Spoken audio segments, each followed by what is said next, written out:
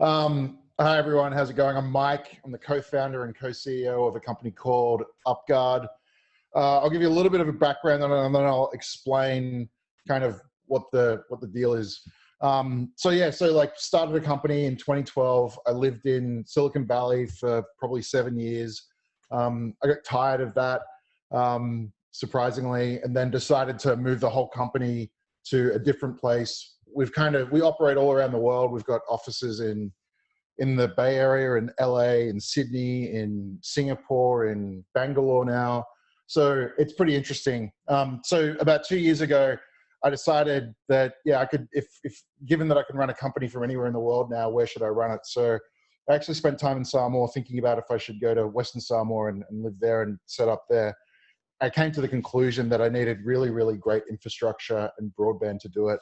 So one of the places that was available to me out of the choices, and there was a few different choices, was clearly Australia, because I grew up in Australia.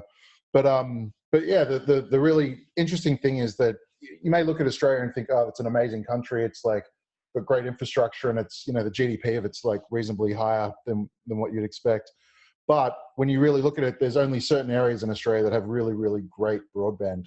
Where I live in a place called Tasmania has gigabit to the house. You've got fiber to the premises, which basically means we get about 10 times more bandwidth than what you would get on mainland Australia. Now, the reason I'm kind of explaining that is because there's two elements to growing a sustainable economy and growing a digital-first economy in the future. I think Sudhir really clearly articulated the need for broadband and all of the technology choices that are available. I'm not going to really focus on that so much, but I will tell you about the experiences of running a company and the absolute necessity to having high quality broadband constantly available. As we made this migration about 2 years ago and began to say, look, we don't really need fixed offices for lots of people. We want to be able to choose talent from around the world. And as a result of that, we've got to make a leadership decision on where we can operate anywhere.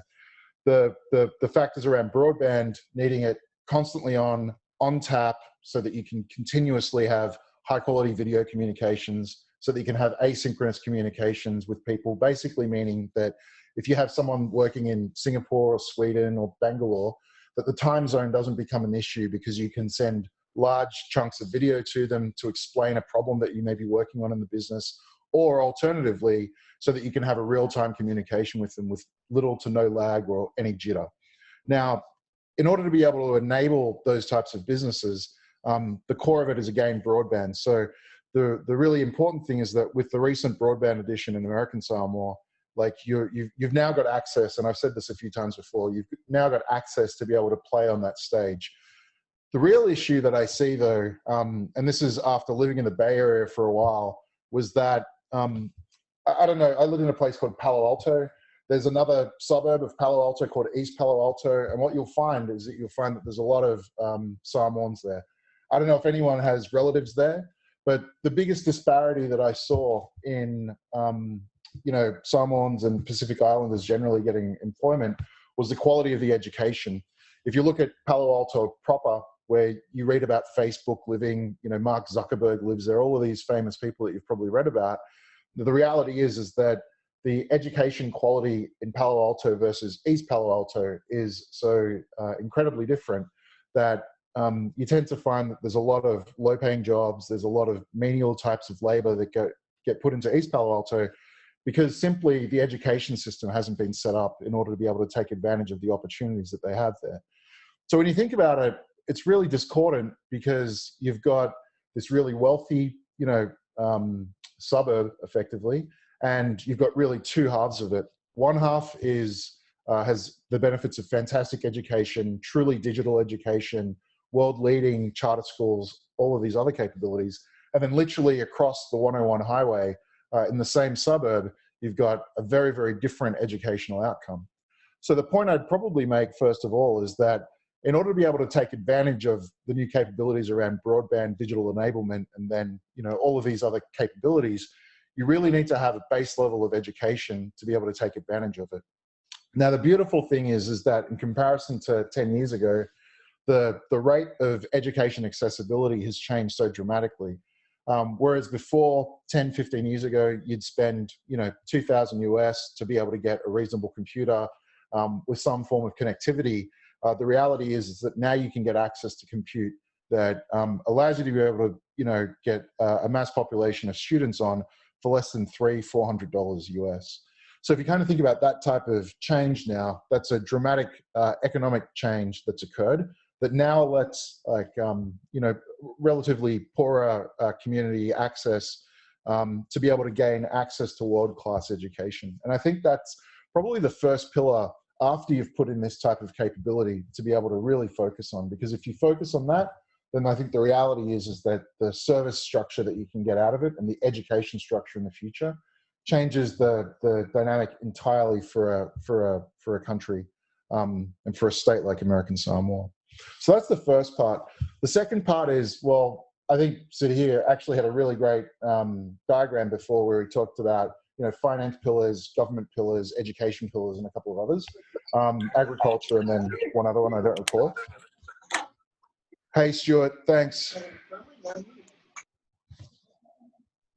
Cool. So the ability to be able to learn is super important. And like, what we're trying to get there is now at this point where American Samoa has a unique opportunity to up-level basically the types of capability by taking advantage of cheap compute, by taking advantage of online accessibility to a multitude of different educational facilities around the world. But probably what needs to happen is that there needs to be some form of government coherence with regards to the types of education programs that need to be put in place so that the youth of today can actually take advantage of that and become the leaders of tomorrow.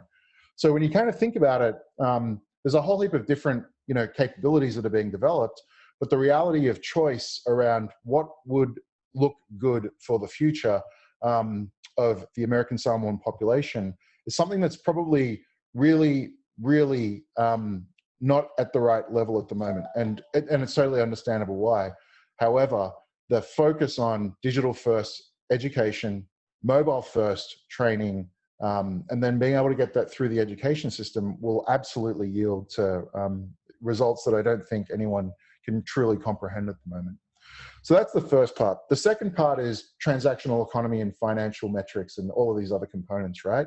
So this is, you know, it could be open banking, it could be digital banking, it could be transaction banking, but being able to take away the concept of a cash economy and replacing it with a cashless economy so that people can transact faster, so that you've got easy access to cheap foreign exchange services, and more importantly, so that you've got low cost, accessible banking to everyone.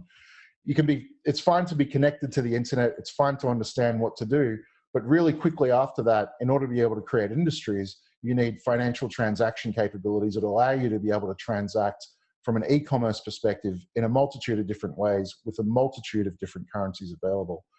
From what I recall with the banking and financial services sector in American Samoa for focus at the moment, that there's a set of capabilities that need to be brought up there.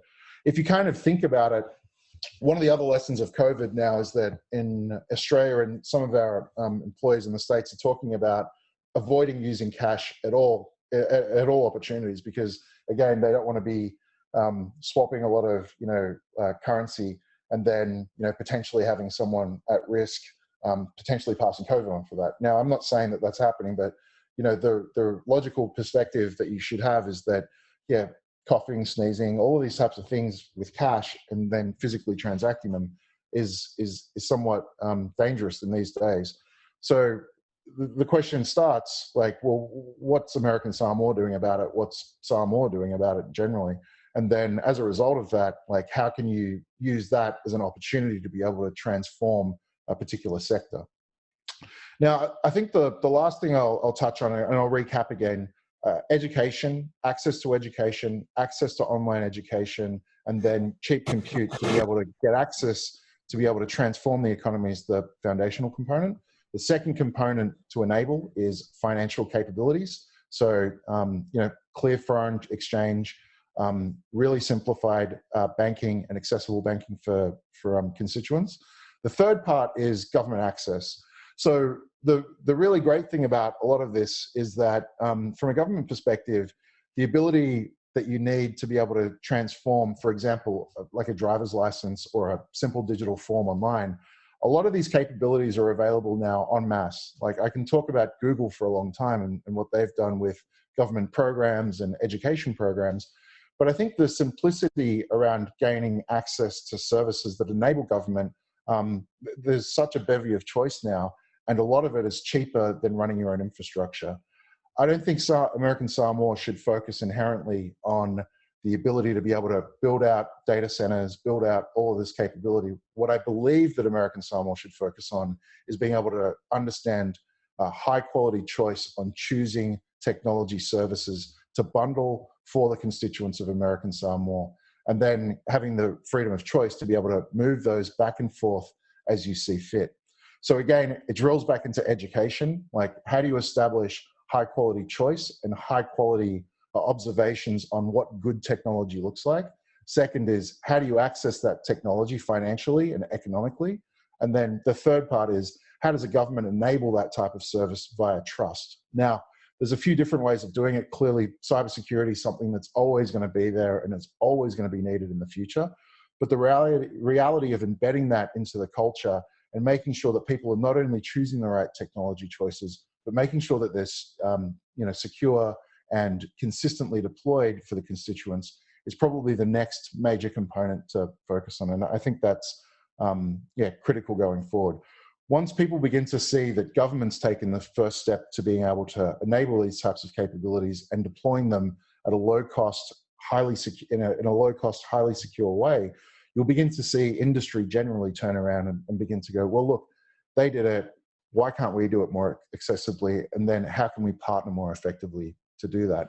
And that's kind of the fourth pillar for enablement. If you think about it, like the ability for business to be able to see examples of what good looks like, either locally or internationally, and take those lessons and apply them in a really straightforward way. Now, you're never going to build a Tesla in American Samoa. But I tell you what, there's a company called Cloud Sherpas that basically helps people migrate data between different companies, help them set up, simple things like email, infrastructure, et cetera, et cetera. These types of service-oriented technology industries are probably something that can be done really accessibly and reasonably fast too. If you think about the first one that a lot of people go to is always, well, can we do call centers? You absolutely can, but there are higher level and higher value services that you can take advantage of in a true international service economy if you have, again, the right level of education in place. So for me, if there's one lesson that I can kind of focus on, is that even in the most high-tech, pseudo-utopian style places that we all hear about, like Silicon Valley, etc., like they have very discordant communities at the moment.